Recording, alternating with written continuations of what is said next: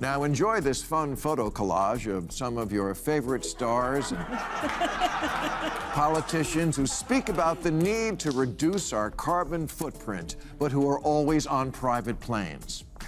That's right, all of them.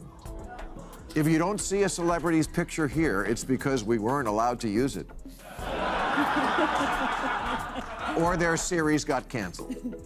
Hollywood would never dare do what Bill Maher just did. He didn't attack his enemies. He went after his own audience. It was one of the most sardonic, brutally honest things he's ever done, picture it. Maher stands on stage, stone-faced, and confesses. "My name is Bill," he says. A pause, a smirk, and I fly private. The crowd bursts into awkward laughter, unsure whether to clap or cringe. They already know what's coming next. Maher wasn't joking. He was holding up a mirror, a big, gleaming mirror, to every Hollywood celebrity, eco-activist, and green politician who loves the planet, but not enough to give up their Gulfstream. He said what we've all been thinking for years. Yes, they talk about saving Mother Earth. Yes, they give emotional speeches at award shows, but when it's time to live their message, there's always a work emergency that mysteriously requires a $75 million jet. These are the same people who lecture us about carbon footprints, while owning a mansion in Malibu, another in Aspen, and a little beach house in Hawaii for balance.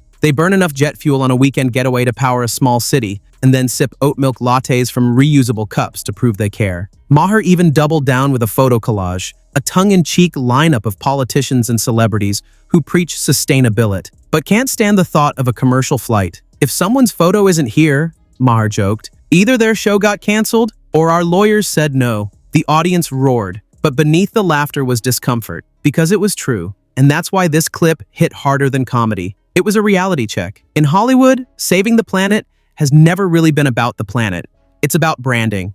It's about moral accessories, social media likes, and the next glowing Vanity Fair headline.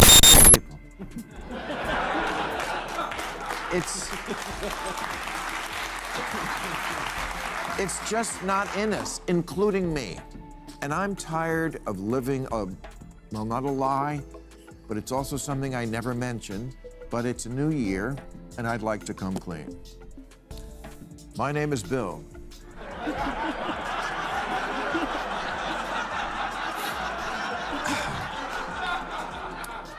And I fly private.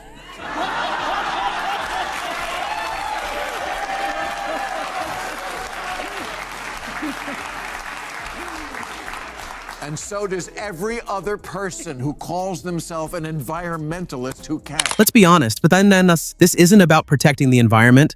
It's about protecting your image. Even Bernie Sanders got a mention from Ma, the supposed champion of the common man. The irony couldn't be thicker. There he was, surrounded by Hollywood's richest faces, sipping on fine imported champagne as everyone eagerly nodded along to their talk about saving the planet. You honestly couldn't script a scene more perfect than that. Ma, to his credit, makes a surprisingly strong argument. The message is always identical among these self-proclaimed environmental saviors from Washington to Hollywood. We must stop releasing carbon into the air. All the environmentalists of Hollywood and Washington do it. Their position on climate change is, we must do more to stop pouring carbon into the air, except for me when I want to go somewhere and then I take a private. Well, everyone except them, of course, when it's time for a private getaway. Even Bernie Sanders got a shout-out from Ma, the so-called hero of the everyday person. The irony couldn't be more striking. There he sat among Hollywood's elite, sipping imported champagne while everyone around him nodded passionately about saving the earth. Honestly, no writer could have crafted a scene with more unintentional comedy. To be fair, Ma makes a solid point. The message is always the same among these self-proclaimed defenders of the planet. From Washington's halls to Hollywood's stages, we must cut back on carbon emissions. Turns out there is one thing in this world that is completely impossible to resist, and this is it. It's like heroin. If you do it once, you'll never stop. There are two kinds of people in the world, those who fly private and those who would if they could. Everyone, that is, except them, when a private jet calls their name. At 30,000 feet, everything feels effortless. Champagne in hand, peaceful silence all around, no cramped middle seats, No restless babies, no long security lines, and definitely no icy airplane dinners. Once you've tasted that level of comfort, it's impossible to go back. Ma admitted as much himself. For years, he'd been flying private because, as he explained, his hectic schedule demanded it. Try managing that on Southwest. I take being a bad environmentalist because almost all of us are, but I can't take being a hypocrite.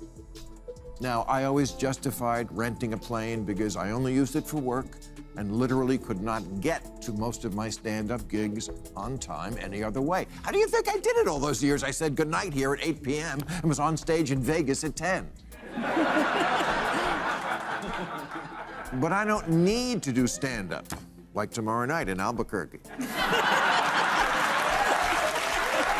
He'd wrap up filming by 8 p.m.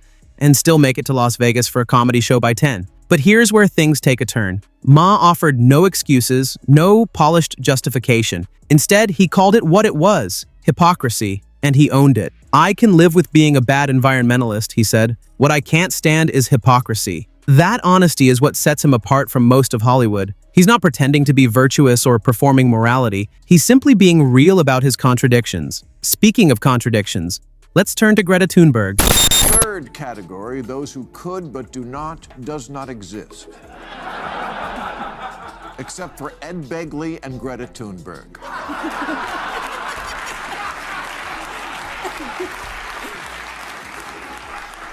And that's why you never see a picture of her smiling. Ed and Greta, that's who walks the walk. Everyone else is full of and I'm done being... Ma had high praise for her, calling her one of the few who truly practice what they preach. And for once, he's absolutely right. Say what you will about Greta. Maybe she exaggerates at times. Maybe she enjoys the spotlight. But she backs up her words with action. She refuses to fly. She travels by train. She even crossed the Atlantic by boat just to avoid boarding a plane. That's commitment on another level. Meanwhile, many of her admirers post about sustainability while jetting off to climate summits in Dubai. Almost everyone else could fly commercial. Why don't they? Ask anyone who tried to get home for Christmas last year. And don't tell me the younger generation is better. They're not. They're just poorer. They're actually worse. This is who they look up to. The family where everyone has their own private jet. And kids love Bitcoin, which, to determine the value of, takes an amount of computer processing that uses more electricity than some whole countries. Kids could have rejected that, but they didn't. They love it. Why? Because they want to be rich. Why? Because, of course, nothing screams eco-warrior quite like burning thousands of gallons of fuel to attend a one-day talk on cutting emissions. Ma even joked that the only people who genuinely live by their environmental beliefs are Ed Begley Jr. and Greta Thunberg. He added that it's probably why she never smiles in photos. Harsh, yes, but not entirely off the mark. Then Ma shifted gears and struck a deeper note. It wasn't just another clever comedy segment. It was a sharp look at moral hypocrisy. No one can resist it. John Kerry is our climate czar, and he uses a private jet. It's like if the Secretary of Homeland Security smuggled drugs in his butt. People take jets to environmental conferences. If you could run TED Talks on hypocrisy, you wouldn't need coal. Pointing directly at the Democratic Party, he said, "This is what you've become," describing a movement more concerned with image than integrity. That, he argued, is the real issue. Modern politics has turned into theater. To prove their moral high ground, many on the left rely on hashtags and feel-good slogans to defend every cause. But beneath that polished exterior lies very little substance, just carefully worded statements that sound nice yet carry no true conviction. It's like watching actors perform empathy on stage. Sorry, not sorry. I tried to do my part for the environment. I never had kids. The one thing worse for the planet than private jets. It's true, because then they have kids. I had the first generation Prius in 2001. It looked like a Tylenol gel cap. I was always handing my keys to valets who were driving a better car than me. I had the first Tesla in 2010, and honestly, both these cars sucked. The Tesla came up to about here on me. If I had a on, I couldn't fit in this thing. Each pretending to care while no one really does. And if you think the younger generation is any better, Ma would tell you to think twice. He didn't spare them either, saying they're not more virtuous, just more broke. Honestly, that line alone could have earned him a standing ovation. And Ma wasn't wrong. Caring about the environment genuinely matters to this generation. But for many, it's not a deeply held principle.